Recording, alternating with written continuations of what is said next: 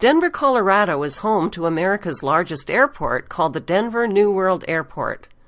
The airport was built by Freemasons in 1995 and features a Freemasonic dedication capstone in the atrium. A time capsule is buried underneath the stone to be opened in the year 2094. The New World Denver Airport has a swastika-shaped runway. There is reportedly a deep underground military base beneath the airport, with miles and miles of secret subterranean tunnels connected to a large network of underground cities. As passengers drive up to the main airport terminal, they are greeted by a sinister-looking 32-foot-high fiberglass blue stallion, with veins popping out of its body and demonic eyes that glow bright red. Not exactly a calming influence for travelers who are already spooked about getting on a plane. The sculpture is believed to symbolize the pale horse of the apocalypse mentioned in the Bible, whose name is Death. The sculptor, Luis Jimenez, was killed by the horse when a chunk of the sculpture broke loose and came crashing down on him. Locals call the horse Blucifer. Inside the airport, travelers hurry past grotesque gargoyles in suitcases that leer down at them, and morbid apocalyptic murals that line the airport walls at the main gate. 4 panels of giant-sized wall murals in the baggage claim area tell a terrifying and prophetic story in pictures of how humanity's future is going to unfold. The first mural reveals a horrific Darth Vader-like figure wearing a Nazi general uniform and a gas mask. The gas mask indicates that the next war will use depopulating biological or chemical agents. The white dove that he is killing symbolizes peace. On the right are destroyed buildings reminiscent of the Twin Towers. The Nazi general's scimitar sword has been swished through the air, leaving behind a rainbow chemtrail that poisons the air and ethnic population below it. On the left is an endless line of weeping women refugees holding dead babies. There is no trace whatsoever of violence to the dead children, who appear to have died from the deadly gas of the toxic rainbow. Why are there no men present? Presumably, they have all been killed. The Nazi general's scimitar sword that destroys peace is a symbol used by the Shriners, who are Freemasons. Freemasonry is a fraternity within a fraternity. Outwardly, it is a friendly charitable organization that conceals an inner brotherhood of the 33rd degree elect. The next airport mural shows a forest and a city in flames. The world's endangered animals and plants are extinct: buffaloes, whales, leopards, elephants, and sea turtles. The sickly haze and leaping flames suggest a nuclear or biochemical devastation. Children are the only survivors, and they are weeping over 3 open caskets of an African girl on the left, a native girl in the center, and a white Judeo-Christian girl on the right. They represent the death of the old black, red, and white root races to make way for the New World race. The dead white girl in the coffin holds a Bible and a yellow Judan star, which was used by the Nazis to identify Jews. It symbolizes the death of Judeo-Christian beliefs. Another child holds a Mayan tablet depicting the end of the Mayan calendar and the end of the world as we know it. In the third mural, the apocalyptic war has ended.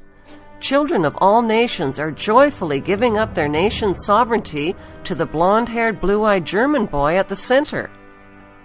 They are all turning over their weapons wrapped in their country's national flag to the German boy. The Bavarian jacket leaves no doubt whatsoever that the blonde-haired, blue-eyed boy is German. He symbolizes the Bavarian Illuminati. With an iron fist, the German boy destroys the weapons of war symbolized by the Nazi general's sword. The German boy uses a hammer, which symbolizes the hammer and sickle of communism. In the foreground, the Nazi general is dead, with doves of peace perched on his corpse. The German boy symbolizes a world leader and savior who brings peace through communism to a devastated world. In the fourth mural, the earth is restored, including the endangered species, the land, and water. This future world is populated not by adults, but by parentless children. What happened to the adults? The children are in a dance line that is led by the Scottish boy, who symbolizes Scottish Rite Freemasonry. Also, on the far left is an African woman carrying a snake banner.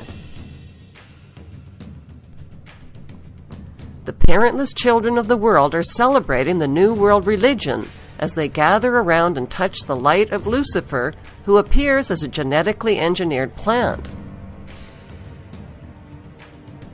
The plant is a floral version of the colorful bird known as the Quetzalcoatl, or feathered serpent. It is symbolically inseparable from the morning star and Lucifer. The main theme of the Denver New World Airport murals is an apocalypse, with massive depopulation, extinction of species, the death of Judeo-Christian beliefs, and the birth of one world government, one world ruler, and one world religion. Here we find more eerie, bone-chilling paintings describing the apocalyptic story of humanity's future in pictures. 3 prophetic frescoes are prominently displayed in the Bank of America's main lobby.